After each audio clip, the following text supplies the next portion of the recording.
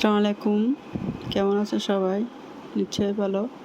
আজ আমি আপনাদের সামনে উপস্থাপন করতেছি চালের গুঁড়ার পিঠা কেমন করে ফ্রোজেন করে রাখা হয় সেই ভিডিও আপনাদের সামনে উপস্থাপন করছি। এখানে আমি 500 গ্রাম চালের গুঁড়া নিছি আর 1 কাপ ময়দা নিছি। 1 কেজি চালের গুঁড়াতে 250 গ্রাম ময়দা দিবেন। আমি এখানে 500 গ্রাম চালের গুঁড়া আর 1 কাপ ময়দা মিশাচ্ছি। আমি এখানে 500 গ্রাম পানির সাথে 500 গ্রাম চালের গুঁড়ি নিব। 500 লিটার পানি দিছি। 500 লিটার পানি আর 500 গ্রাম চালের গুঁড়া নিছি। তারপরে আমাকে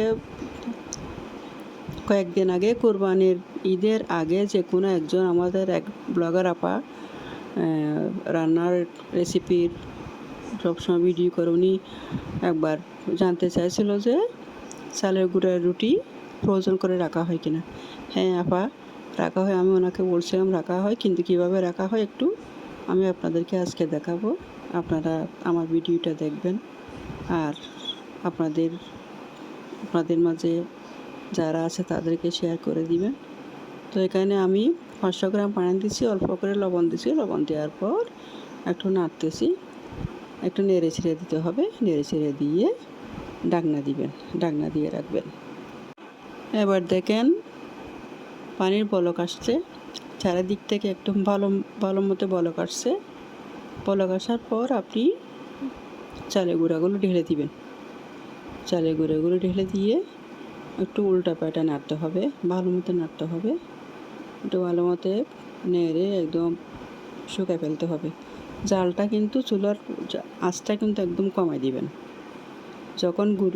যখন চালের গুঁড়া ডালবেন তখন চুলার আঁচটা একদম কমাই দিবেন। যদি ফুল চুলার জাল থাকে তাহলে লেগে যেতে পারে। এজন্য জালের আঁচটা একটু কমাই দিবেন। কমাই দেওয়ার পর উল্টা পাল্টা একটু নেড়ে দিবেন, যাতে কোনোখানে পানি লেগে না থাকে। ভালো মতো উল্টা পাল্টায় নেড়ে দিবেন। এবার ঢাকনা দেওয়ার পর আপনি 5-6 মিনিট, প্রায় 5-6 মিনিট পর এসে দেখবেন, 2 আঙ্গুলে লাগাই দেখবেন, যদি রুটির খামিগুলো যদি আঙ্গুলে না লাগে তাহলে বুঝবেন যে এটা হয়েছে, এটা ফুটে গেছে। আঙ্গুলে না লাগলে এটা ফুটে গেছে। ভালো মতো টিপে একটু দেখতে হবে। আঙ্গুলে লাগাই দেখবেন, আঙ্গুলে না লাগলে মনে করবেন এটা সিদ্ধ হয়ে গেছে। এরপর নামাই রাখবেন। এবার দেখেন আমি গরম পানি নিছি এবং থালিতে চালের খামিগুলো ঢালছি। তারপরে ওখান থেকে একটু গরম পানি নিয়ে গরম পানি দিয়ে মলবেন। গরম পানি দিয়ে মথতে হবে, ভালো মতো মথে ফেলবেন। একটু গরম পানি দিয়ে ভালো করে মথে ফেলতে হবে। ভালো করে মথে 500 গ্রাম চালের গুঁড়া দিয়ে একটা ডো হয়, লম্বা একটা ডো হয় বড়। দেখেন আমি ভালো মতো মথে ফেলতেছি, আপনি এভাবে গরম পানি দিয়ে মথে ফেলবেন।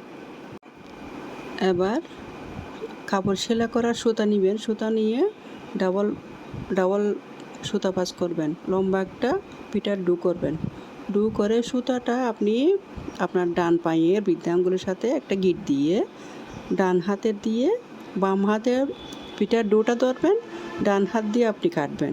আমি কাটে কেমন কেটেছি, আমি কেমন করে পিঠার ডু থেকে বড় ডুটা থেকে ছোটো ছোটো পিঠা বানানোর ডু তৈরি করতেছি। আপনারা দেখেন, এই সুতা দিয়ে আপনি ডান পায়ের বৃদ্ধাঙ্গুলের সাথে সুতা বাঁধবেন, ডান হাতে দিয়ে কাটবেন এবং বাম হাত দিয়ে আপনার পিঠার বড় ডুটা ধরবেন।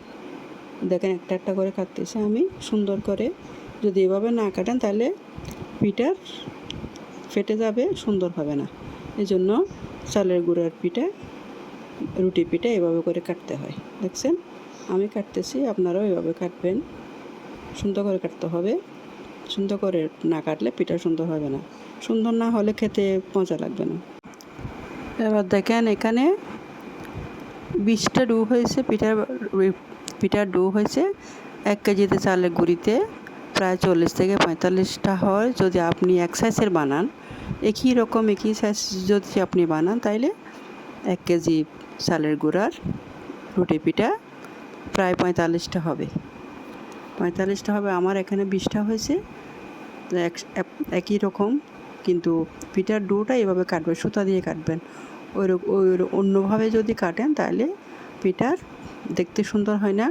আর পিঠার যদি বেলানোর সময় পিঠার কাঁচটা গোলাকারটা ভেঙে যায়। পিঠার গোলাকারটা ভাঙলে সুন্দর লাগে না। দেখেন এখানে কত সুন্দর করে কাটছে আমি, আপনি এভাবে আমার মতো করে কাটবেন। তো এখানে 500 গ্রাম চালের গুঁড়া দিয়ে 20টা ডো হয়েছে, রুটি পিঠার ডো হয়েছে। আপনিও করতে পারেন। আপনি যদি ফ্রিজে রাখতে চান, ফ্রোজেন করে রাখা যায় অনেক দিন। আপনি যতদিন ইচ্ছা ততদিন রাখতে পারবেন, তবে ডিপ ফ্রিজে রাখবেন।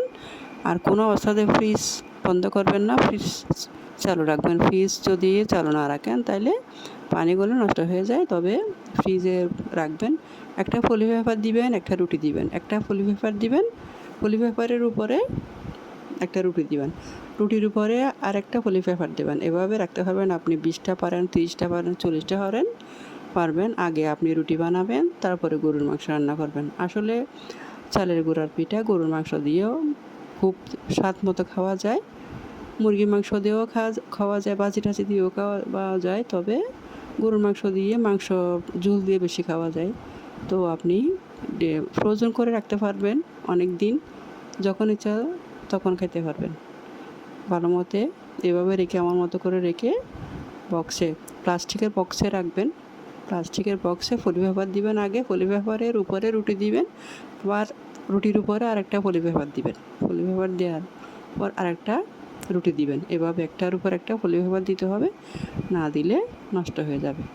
তো আপনারা আমার জন্য দোয়া করবেন। আমি যদি আপনাদেরকে একটা ভিডিওর মাধ্যমে একটা কিছু আপনাদের যদি দেখাতে পারি, উপস্থাপন করতে পারি, আমার অনেক ভালো লাগবে। আমার জন্য দোয়া করবেন আপনারা। আসসালামু আলাইকুম, কেমন আছেন সবাই? নিশ্চয়ই ভালো। আজ আমি আপনাদের সামনে উপস্থাপন করতেছি চালের গুঁড়ার পিঠা কেমন করে ফ্রোজেন করে রাখা হয়, সে ভিডিও আপনাদের সামনে উপস্থাপন করছি। এখানে আমি 500 গ্রাম চালের গুঁড়া নিচ্ছি আর 1 কাপ ময়দা নিচ্ছি। 1 কেজি চালের গুঁড়াতে 250 গ্রাম ময়দা দিবেন। আমি এখানে 500 গ্রাম চালের গুঁড়া আর 1 কাপ ময়দা মিশাচ্ছি।